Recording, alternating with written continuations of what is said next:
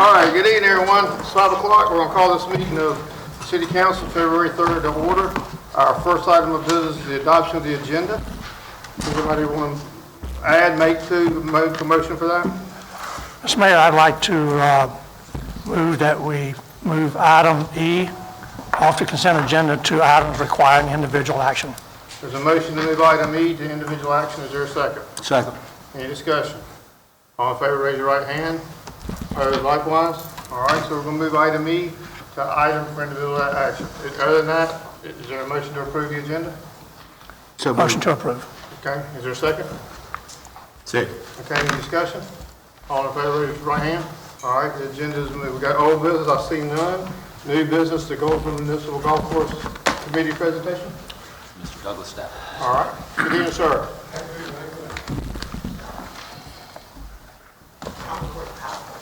I'm glad to hear that. He doesn't need help, but he'll be fine. I do need help. Thank you for having us here, Mr. Mayor and council people. Appreciate you. This is our annual presentation, and Wells Warner's on the committee. Joe Thomas on the committee, and that's all. The other people are working Well, glad to have y'all here. All right. All right. Basically, you see what the purpose and duties of our committee is. Recommend ways to improve and enhance the quality of the course, customer service and the appearance of it, and just to review operations and overall maintenance and the upkeep of the course. Now, our commitment as to the committee is we want to keep the golf course open and affordable, and find ways to eliminate unnecessary expenditures, provide a quality place for all people to enjoy the game of golf, and just being good stewards of the greenway. Okay. This little PowerPoint presentation, it's a little bit about our director, the new golf director, Mr. Agassi over here. Welcome, sir. Welcome. Okay, we have our final budget numbers for 2019 and some projects that we're completing and some projects that the committee and the staff are looking forward to completing soon. All right, there's a little bit about our director, Mr. Agassi, which you guys can see. He's a fine hire, nice historic hire. He's doing a good job.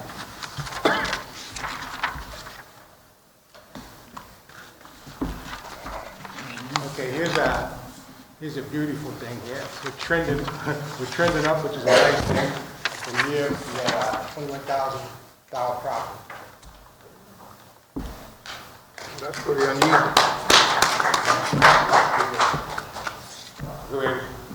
want to go back. Yeah, we had a really good, part of that was that we had a great season, and weather makes a big difference, and we averaged almost 2,000 rounds a month, so it'll do it for you. Okay, some of the completed projects from last year.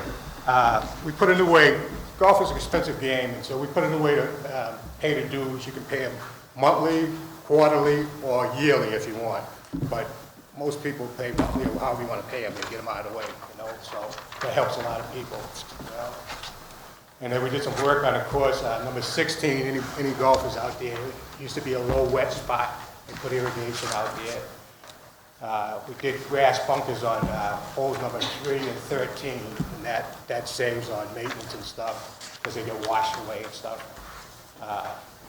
A lot of new work on the putting greens, and they removed fences and put up fences and removed the pampas grass and some of the pampas grass around there to speed up play.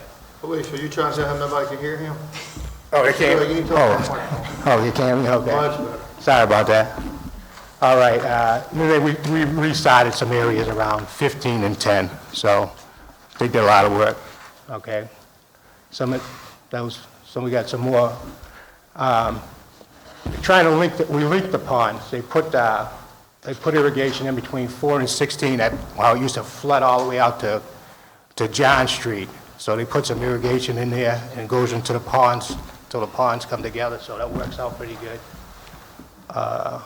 And a driving range. We already have the best driving range in the county, and they're doing work out there for the cart paths and stuff like that to make it easier for people to get there. And we have some new leagues, ladies leagues, and this year, I guess, the Wayne County Amateur is going to have a lady amateur tournament, which is going to be held at the Goldsboro, so that'll be nice. And then we have different things that we do for the community. We had a Veterans Day. We always have a Veterans Day thing, and for the veterans, and back-to-school drives for the community and different things. And then we have a summer youth program that we have every year, so they've been having that, so. Okay. Some of the ideas we got is, right now, we want to contract out the food. Food, we're not really, all we got is hot dogs in there, so people come in, they want to get like a sandwich or something like that, you know what I mean? So there might be a way to make a little money if we could contract out to a vendor, you know, I think. I got a question for you, and maybe Amy to work on it. You got a complete kitchen in there, brand new. Right. And it's crazy that we don't figure out a way to let somebody use it, even if it's almost rent-free, just to provide the service and provide things. That's something y'all need to look at, is how can we, I mean, rather than serving hot dogs, I mean, it's a nice kitchen. Right. You can do a lot of good, you know, so how can we serve sandwiches, cheeseburgers, breakfast, whatever? And I understand it's a hard place to make money. Right. So that's another side of that. But y'all, let's look at it and see what we could come up with to make that thing more functional. Right, thanks, Mr. Yes, Mr. I think we had that when Rick was the director out Mine's there. never been used. Yeah, so, yeah. To my knowledge, it's never been used. I think on the old building, but yeah, that's a good idea. We had a wonderful lady Yeah. Yeah. for years that was there. There's some, Joe Marticki, golf superintendent, I guess he has a proposal or something for tree removal, and that helps, because that way the greens, they don't get shaded and mold and everything else about that, Is so. that something you have, Felicia, because we haven't seen that, right? Okay. All right. And then basically, we're going to continue with the best course management practices on the greens and fairways, and it's the wet. It's so, we're trying to do something with that, because you lose revenue. People won't come out when it's wet, so we're trying to work that out. And then we have a recycling program that's coming, so. All right.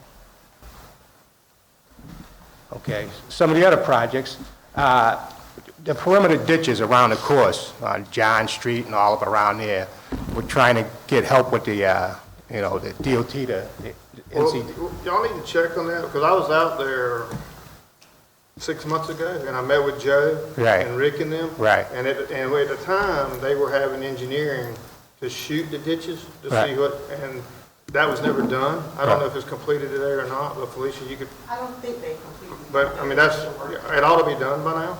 If we have that, we can take that to DOT and get some help, but you gotta have the elevations, and y'all have some ditch work on the golf course side y'all need to do too. Right. So, right. I mean, to me, that's just a matter of, somebody needs to push a little harder. Right. And get those shots out of there, and I think we could work on that. All right, Ms. Mark. Yeah, absolutely. There's a few more things. Oh, a big thing was they were trying to get a point of sale system, one that would keep better track of all the things going on at the golf course, and I think they have something in the works for that. Right. I don't know, we've been talking about it 2 years. I thought we had one. We had one because I was very involved in that. Right. Whether it's being used or not, Yeah, it's being used, but it's kind of, It's being used, and what he's referring to is we've been shopping around a more specific golf-friendly system. The specific systems that we've been looking at is it'll allow you to book tee times online, so we can better capture everyone's information. and I brought 3 representatives' proposals to former city manager and talked about this, and they were out there. I can give you names of the 3 that I contacted before, but I don't want to take it away from you, but we've been down this road here already. right, And we did this knowing that we had something that was sitting on the shelf Right. that had not been used. right. So I tried to make us use what we did, what we had at the time, and we were using, but I understand it's not a golf POS system. But what we need is something like you're talking about there. Because we'll still use the system we have for our parks and recreation Right. side. It's works good for that, Exactly. but it's not a golf. Exactly. So that's something y'all continue to push on. Okay. All right. All right, and then the last part is just reestablishing our tournament committee.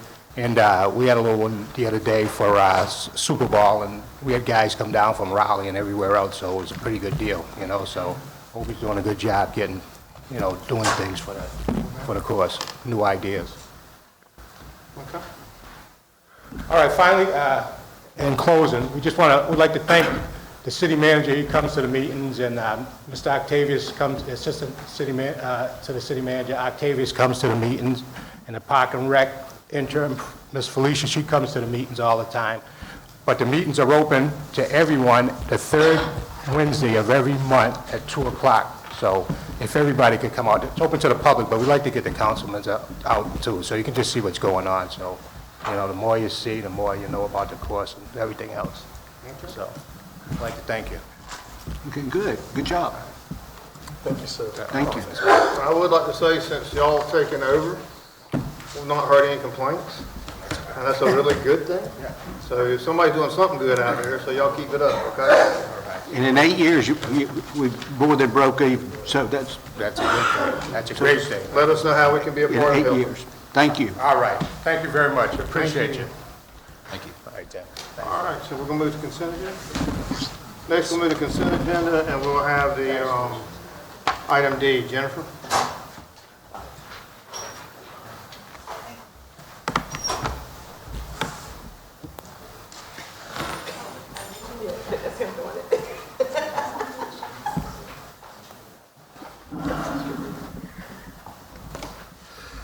Good evening, Mayor and Council. Good evening.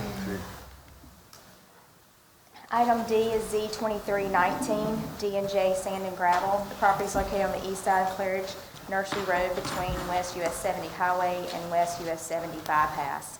The applicant's requesting the rezoning of approximately 115 acres from residential R16 to general industry conditional district, which would limit the property to the operation of a sand and gravel business. Sand and gravel operations are permitted use within the general industry zoning district only after the issuance of a conditional use permit approved by City Council. In addition to the zoning request, the conditional use permit, the applicant is requesting an off-premise sign to be located upon private property fronting Claridge Nursery Road, since the subject property has no road frontage for commercial advertising signage. Council approval was required for off-premise signage in accordance with the city's Unified Development Ordinance. Surrounding zones, to the north you have residential R16, to the south general industry and R16, and to the east and west R16. Currently the property is operated as a sand and gravel operation. The applicant states that the sand and gravel business has been operating prior to his acquisition of the property in December of 2017, and that he was unaware that the property was zoned for residential purposes. Now that the applicant is in need of signage for the promotion of his business, again, that requires City Council approval for off-premise signs. Currently, the applicant proposes to locate the off-premise sign, which I should have, if you can see in the aerial map here, across the street on a piece of property that is zoned general business, and that general business does permit for a freestanding sign. The submitted site plan indicates a 30-foot wide access easement extending from Claridge Nursery Road approximately 560 feet eastward to the applicant's western property line. According to the Unified Development Ordinance, 1 parking space per employee and 5 customer spaces are required for the business, and the applicant's requesting a modification of the city's paving requirement for vehicle surface areas, since the commercial trucking operation will involve hauling and delivery of sand, gravel, and similar materials. The existing vegetation surrounding the site satisfies the city's landscape requirements for this use. The city's comprehensive land use plan recommends conservation and medium-density residential development. City water and sewer are not available to serve the property, and the subject area is located within a special flood hazard area known as the 100-year floodplain.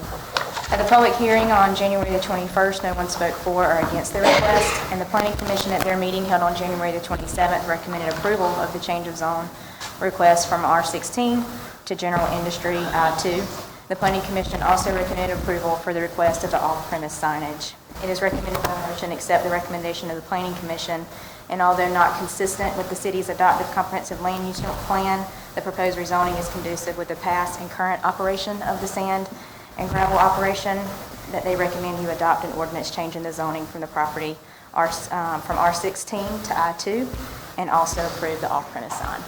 Any questions for Jennifer? All right, if not, we'll move to item F. Oh, that's right.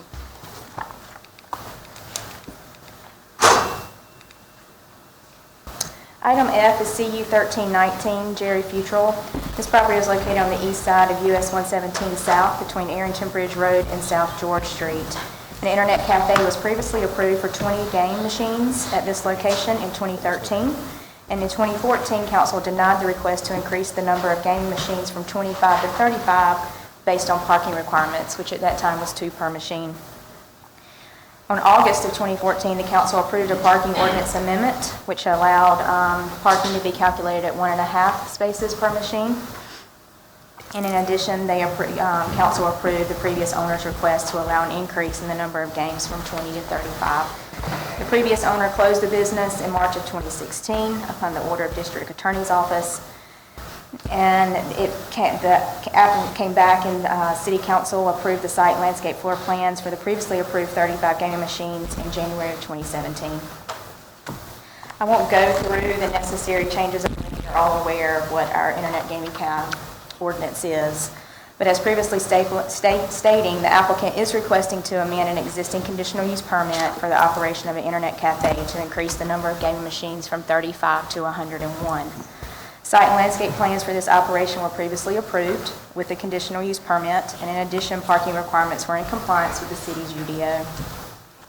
There were several modifications granted: rear yard landscape buffer due to grade separation at the railroad tracks, vehicular surface buffer at the front due to existing paving, and right-of-way, street tree requirement, and then the distance requirement from residentially zoned property.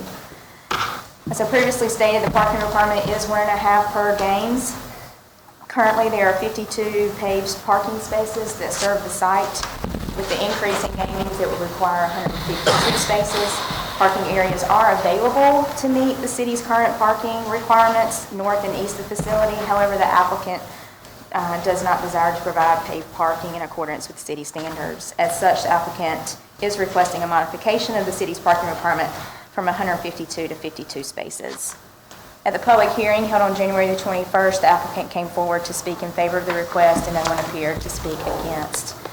The Planning Commission at their meeting held on January the 27th recommended modifying the applicant's request from 35 games to a maximum of 50 gaming machines, and in addition, no additional parking is necessary due to the limitations of the machines.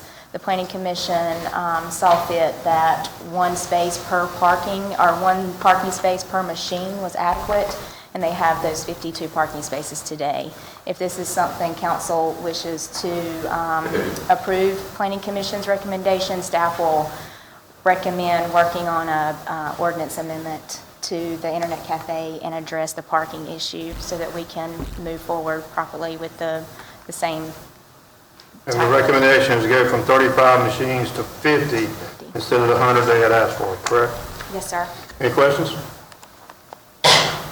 All right, seeing none, we'll move to item G. Item G is Site 2219, which is Wayne County Development Alliance. This is for Lot 6 shell building within the Goldsboro Business Park. The property is located within the new Goldsboro Business Park on the east side of Patetown Road between Alpha Court and Industry Court. The property was rezoned from R16 to General Industry by City Council on July 16th of 2018. It was one of 17 lots previously subdivided for commercial development and approved by City Council August 5th of 2019. The site has been identified as Lot 6 within the park. The submitted site plan indicates that the building will contain roughly 22,672 square feet, and at this time there's been no specific use or tenant for the building.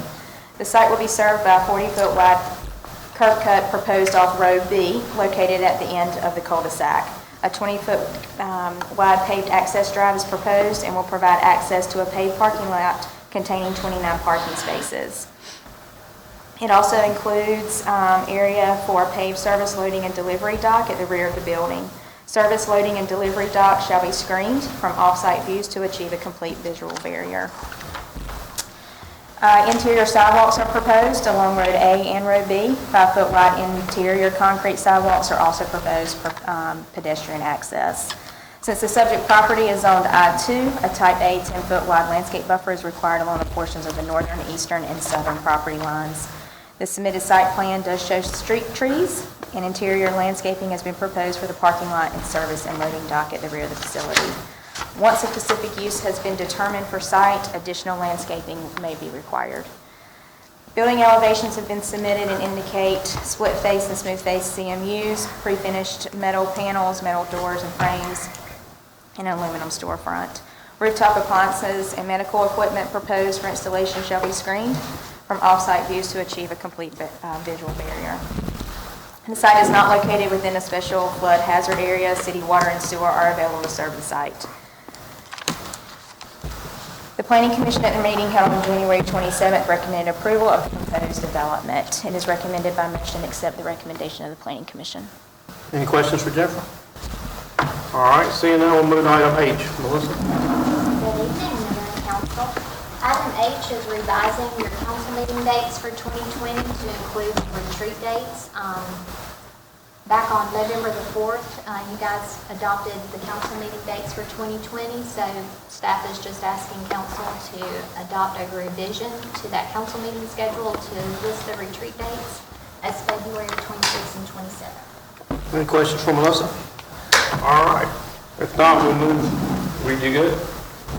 We'll move to item I, rental rates for TC Coley under individual action. And I think here, y'all been through this 2 or 3 times. And I think a couple comments we need to make, just as a history for those that may or may not remember, may or may not have been here. When this thing came up, the staff recommendation was to tear the building down. And we got involved because, number one, it's a very fragile neighborhood, and anything we could do to make the neighborhood better, we wanted to do. Number two, there was a lot of history there, and Mr. Coley meant a lot, and the people in that building meant a lot to a lot of folks growing up in Goldsboro. And, you know, it was going to be problematic, I think, to tear it down. Most important, as mayor, and I always was getting people to come in here wanting to have cheap rental space. Felicia, you know that, and others know that.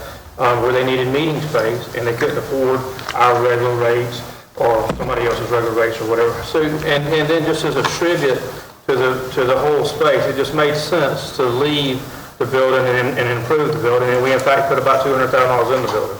All that said, the idea was we were going to find an independent group to run the building. But that never has worked out for several reasons.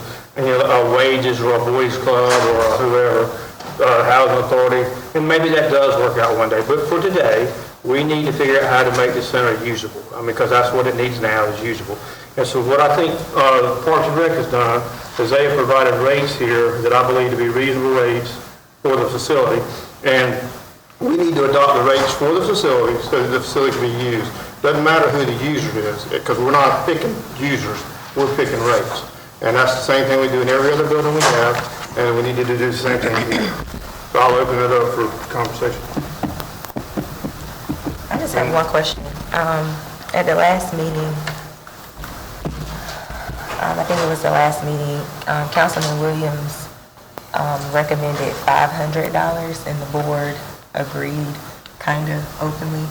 And then I'm looking in the contract and it says $450. So I'm just wondering, when did it change?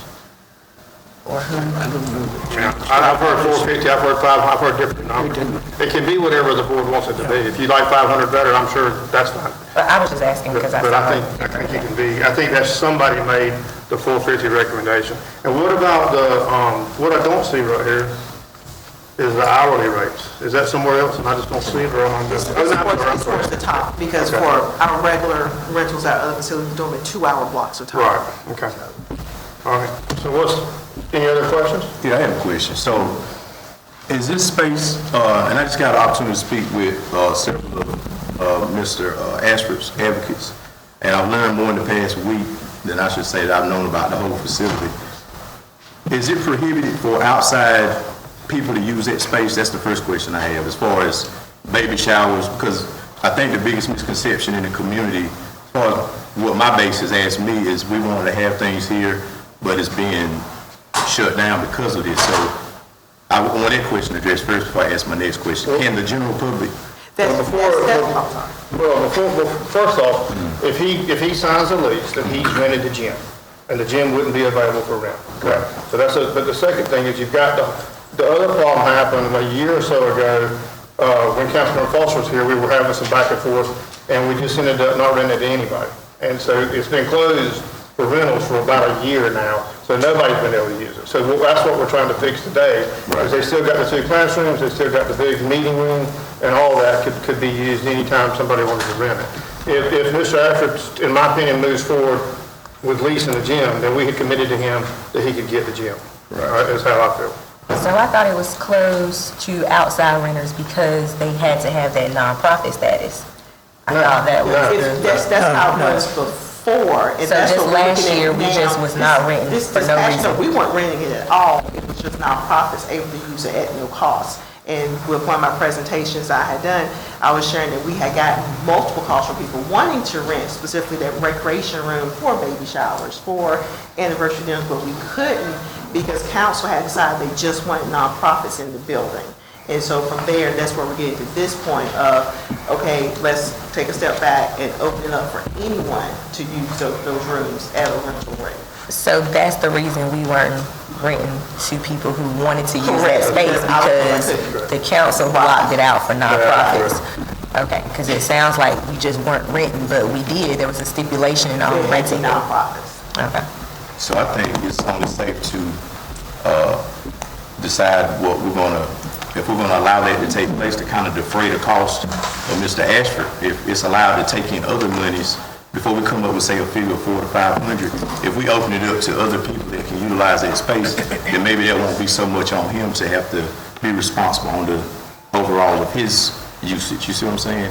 If we can kind of split the responsibility amongst the tenants. And now as the church, also, I know you said they're doing like an hourly breakdown of what they're paying. Yeah, both, because when I was first doing the presentation with y'all, it was one church in there and Mr. Ashford Boxing. During that time frame, another church has stepped up and expressed interest in using one of the rooms as well. And so I've met with both those churches and let them know, the way that council was looking at going.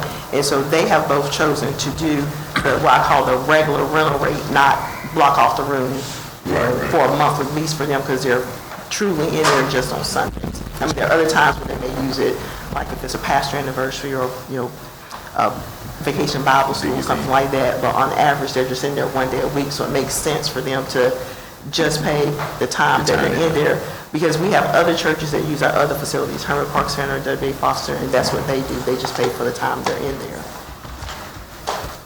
Alicia, I read over the contract, and I saw that you did put something in there pertaining to if the city needed the facility, that we would be able to the facility. Have you spoke with Mr. Ashford and give him a chance to look at that contract to see if he was okay with that?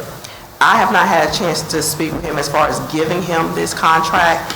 The initial conversation I had with him was after you all had directed me to meet with the potential groups and say, this is where the council's going. And during that meeting, I had shared with him, the ideas that were discussed as far as the rental rates, and that's when he came back with the counter offer. And I came back to you all and you said, we'll try to get back up with him. And we have not been able to schedule a meeting since then. So no, he does not have this current contract in hand. This current contract is based off the previous contract that I think was drawn up when we had first moved in with those changes about the city being able to use it in emergency situations. I see Mr. Ashford there, and I just want to bring you up to speed. What we suggested as a council, when we have emergencies, we have a problem when it comes to emergency storms and people being displaced. A lot of times they go to our schools, and when the schools, they only can hold displaced people for a certain amount of time. And so we wanted to use that building if need be, so those people won't have to be put out into the streets. So, I want to make sure that you understand that. Okay, thank you, sir. Any more questions, Council, thoughts? All right. So I think that what we'll do tonight is we'll vote on this. So let's be ready to vote at 7 o'clock, okay? Will we be voting on the current contract that's in place? Over to 450? Yep. Okay. Yep. All right, everybody good? Okay. We'll move to item E.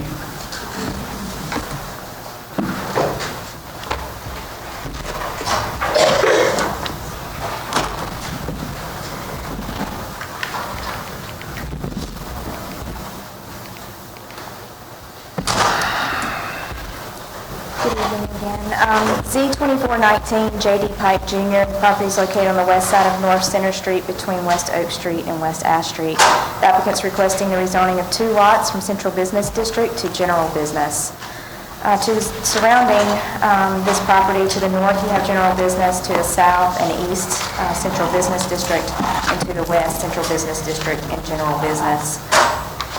The 2 lots were formerly used for the operation of a used car business and service center. The site has been closed for more than 6 months, and the owner has decided to sell the property. Currently, the applicant's in the process of selling the commercial property operated for used car sales and services and formerly known as JD Pike Motor Company. He believes marketability of the property will increase if the property is rezoned to general business. The city's comprehensive land use plan recommends mixed-use downtown development. City water and sewer are available to serve the property. The subject area is not located in the special flood hazard area. The property is located within the city's historic district. Any exterior improvements to the site, and that would even include signage, shall comply with the historic district guidelines before a building permit can be issued in the future. At a public hearing held on January the 21st, no one spoke for or against this request, and the Planning Commission at their meeting held on January the 27th recommended approval of the change of zone request from Central Business District to General Business Zoning District.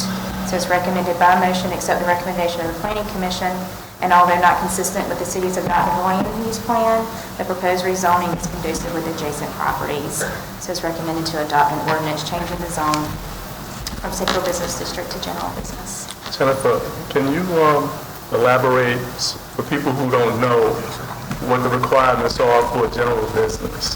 What could go there, you know? So there's, this is echoing. So there are several, we have a permitted uses table within our UDO, our ordinance. And there are many uses that are the same within both zoning districts. It's just the CBD is more restrictive.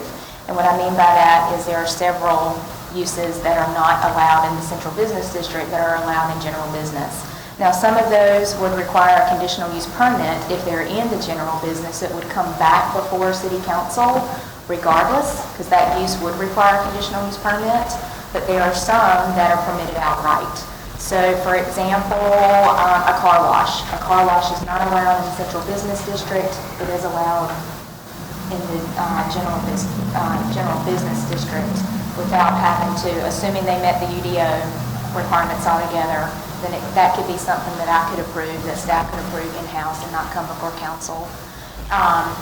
I didn't bring the table with me, but there's an array of uses that would be permitted.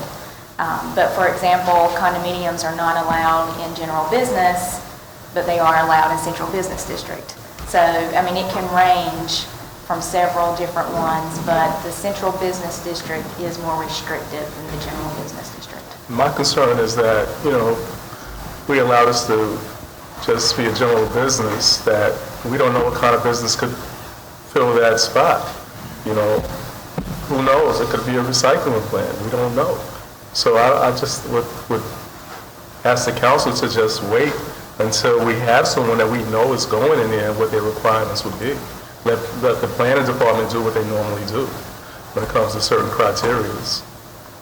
Can they turn it into a used car lot and They would have to, for a used car lot, it is permitted in general business, but it requires a conditional use permit to be approved by City How about Council. Central Business District? Is Not it- allowed. So he couldn't go back? So a used car lot is not allowed. And it's our understanding that is the purpose for having it rezoned. But we have received no site plans or any, that was just kind of a conversation that was How had. about a warehouse? Storage, yes, sir. Because right now, that's what it's being used as, the tire storage. I spoke to Mr. Pike, and he was saying it belongs to his family, and they could possibly be considering selling it, but they can't sell it with this current zoning. So that was one of the driving reasons they wanted to change it. So I don't think they know really what they're gonna do with it right now, but it's just being used for storage. But selling is an option, but they can't sell it in this current zoning. Well, they can sell it. Yeah, the other side of that is They can sell it, but they just buyer may not want to. The buyer doesn't want it. And I've talked to Mr. Wright as well, and I told Mr. Wright that if you come up with legitimate use, the council would help you, and it'll take about 60 days to get it rezoned, to whatever it needed to be, and we were doing the right thing. Because what happens is, if you start here and you open this up here, then what are you gonna do when it gets to Walnut Street, Center Street, or any other street? How are you gonna treat those other building owners differently? And that's where we have a problem. We need to try to keep everybody the same. We've got $30 million invested in this downtown. It is doing great stuff, and we don't need to back up now with stuff like this. I mean, so. And like, to piggyback on what Councilman Williams said, I had a similar situation of rezoning in my neighborhood. Quite sure y'all saw me a couple of times at council meetings where a neighbor was trying to switch from R1 to commercial for bed and breakfast. And like you said, the property was bought at a much lower cost. I think it was at 200-something thousand, as its initial selling price would have been $1 million. And I think that sometimes the client wants to make a profit. And then like you said, you don't know what, it may be a strip club in 2 more years based on the zoning. And like I said, we don't want to impede the progress that we've already made. So I think it's only fair to say that we need to know what it's going to be used for before we make a decision on the property. If you do recommend other than what the planning commission recommends, I do suggest to, if you choose to deny without prejudice. So if the applicant does want to come back, he's not limited to the 6 months. Our UDO require a 6 month kind of standstill. And that leaves the door open. If they come back with a specific use, we can try to streamline it. Any more questions, comments? All right, so we'll vote on this. All right, thank you, Jennifer. I guess seeing no other action, then, y'all, is that what it is? Personnel issues. I'd like to make a motion to go into closed session to discuss personnel issues. Personnel? Second. Any discussion? All in favor, raise your hand. We're in closed session. Whenever you find people